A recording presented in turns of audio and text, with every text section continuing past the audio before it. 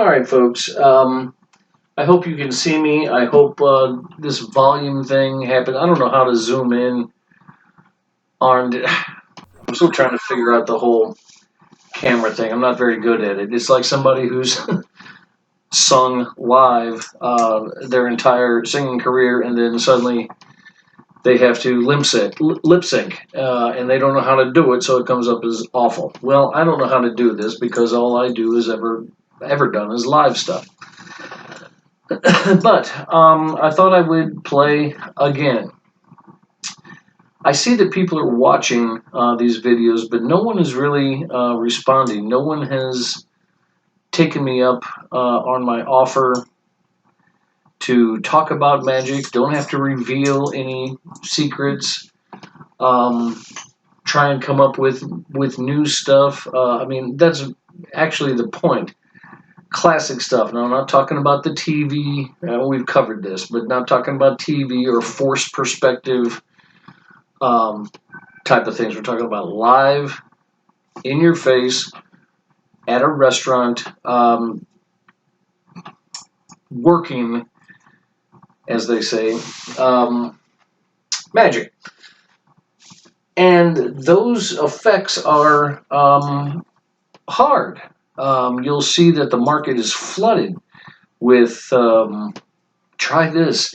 Can you imagine if you could? And you read the cover of the thing, which is trying to sell it to you. Let's face it. And then when you get it, probably 1 out of 50 is actually brand new. If you hear that in the background, that's my cat. She hears me talking and she wants in. Should we let her in? We'll use my magic wand.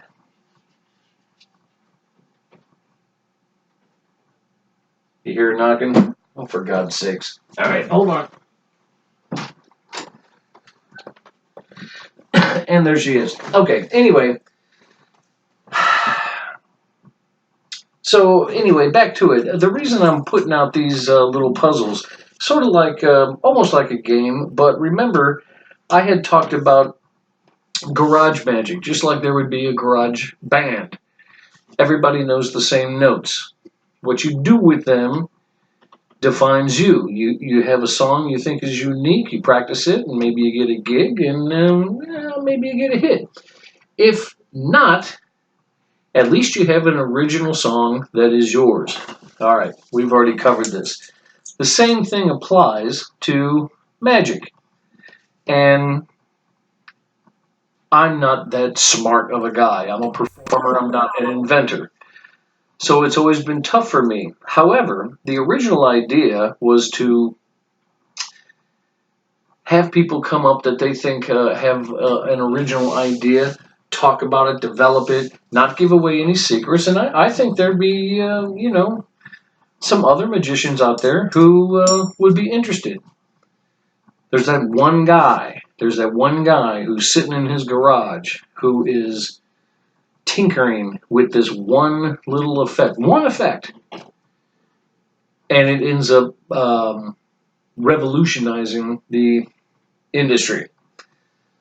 I'm not trying to find that effect. I'm not going to steal anything. I want to develop routines and have new stuff. And if you come up with something new and we talk about it and we develop it, let me know. If you want, I'll take your idea and I'll take it to the street and I'll film it live in front of an audience. If you're not a performer, maybe you're just an inventor. So anyway, I know people are watching these. I haven't gotten a response yet.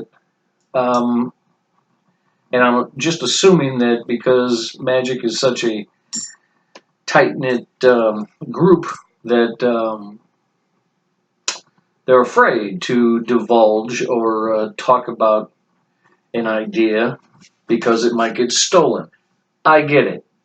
Make no mistake, and I'm probably going to be lambasted for this, but you have a magic group that meets at Hardee's at 8 a.m. every Thursday. Everybody's at Denny's, and you have your breakfast, and then you share ideas. I was thinking about this, that, and the other. Make no mistake of why those people are there. It might be friends. They might start working on something. Maybe they'll even develop something. But make no mistake, they're there to steal ideas. Somebody tell me I'm wrong. Hey, I got this great idea for this little packet trick. What if we had to da da da da da da da? Yeah, right, right. And I see, and then you can move it like that. A week and a half later, it's in my restaurant act.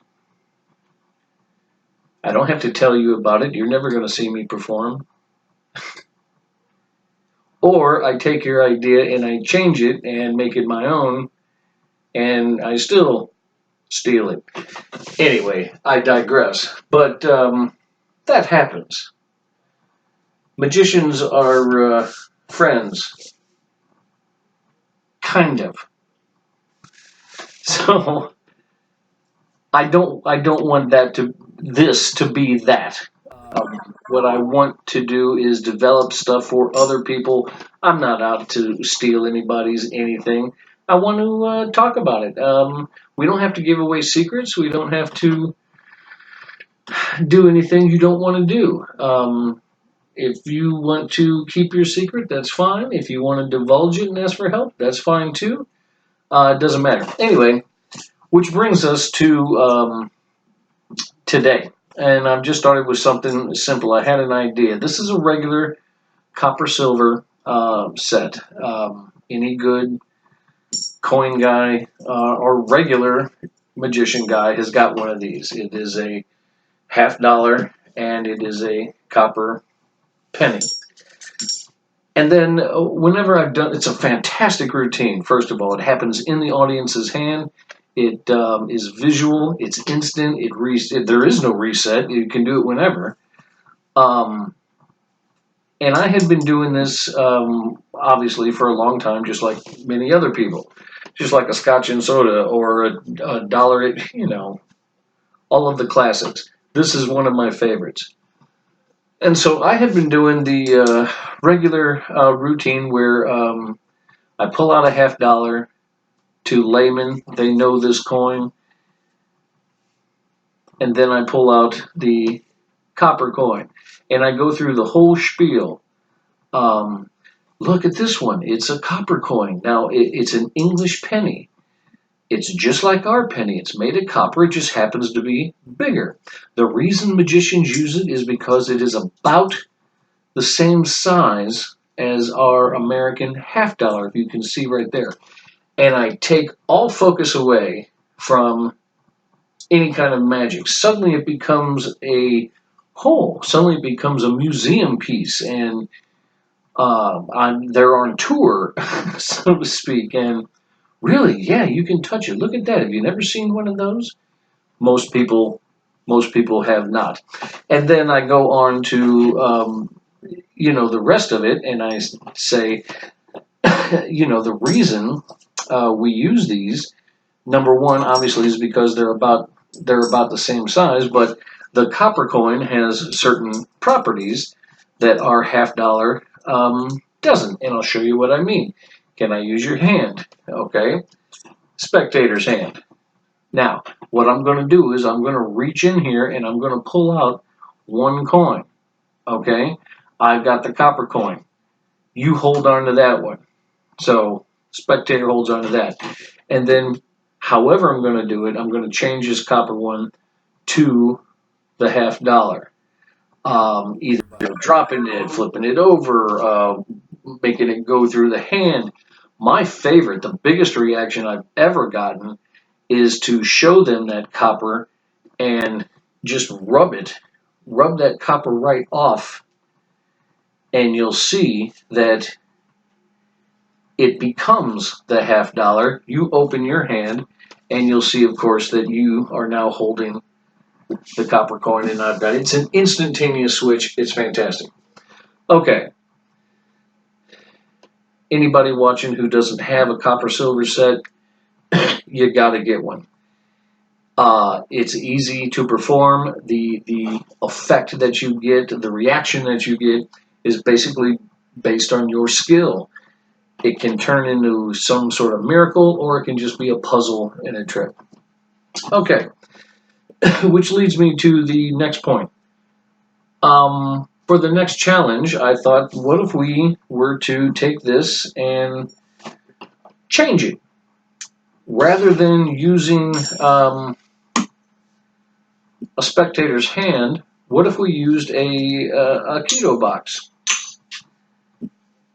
Now this will trap the coins inside the box. In fact, you start out just like you normally would. You can just start out by presenting your carrying case, which is basically what it is. It's a little brass box, and its only purpose is to hold, your two coins. And what happens is, if you stick the copper one, look, the copper one has, here, if we do this, the brass and the copper, you see, works just as well. You can shake it, but because of the intricacies of that coin that's inside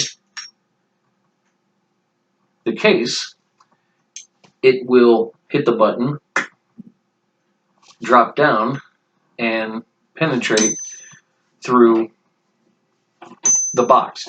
Okay, so that's it. But now a lot of other things are possible. Put the $50 and the copper one in there, hit the button like we did before, boom, there it is, dump them out, and there's 2 copper coins. Okay, now you can then go into maybe go into a flurry, shake it, press the button. I'm thinking about having this running gag of hitting the button, and it changes back. Everybody can see it. Everybody can look and see what's going on, and then go. I don't know. There's all kinds of things that can happen here. And in the middle of working with the Okito box, you can then use the palm and do the traditional in the spectator's hand. Blah, blah, blah, a couple of switches. At the end, everything gets put away, and that's how it works. Now, if we were pressing that button, remember that? Press the button again, and everything vanishes. Obviously, and obviously. Now, there's something there. I don't think I'm giving away any secrets right there, but there's something there. You see this over here? It's a cup full of balls. After the coins make a vanish, how about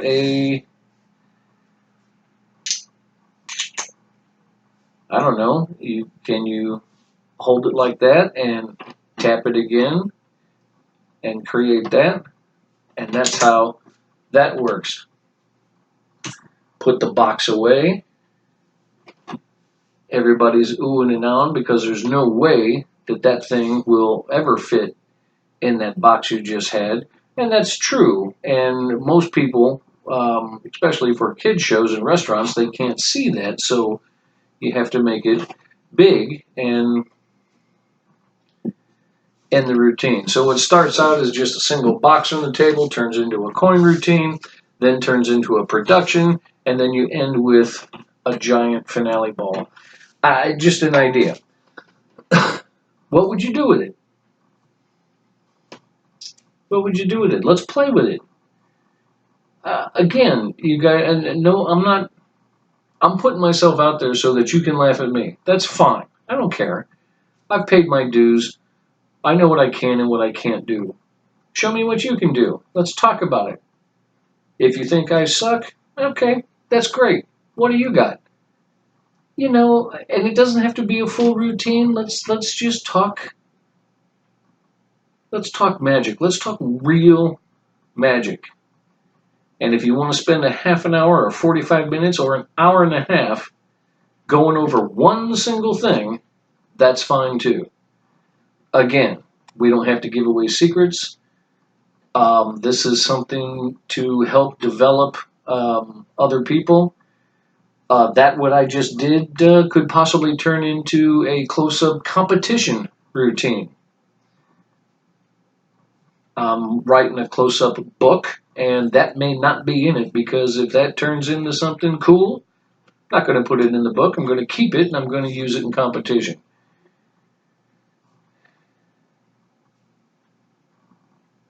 Talk to me, guys. Talk to me.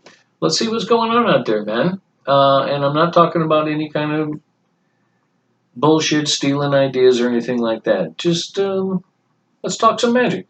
I know you guys are out there. I know you're out there. Let's have a chat. Okay?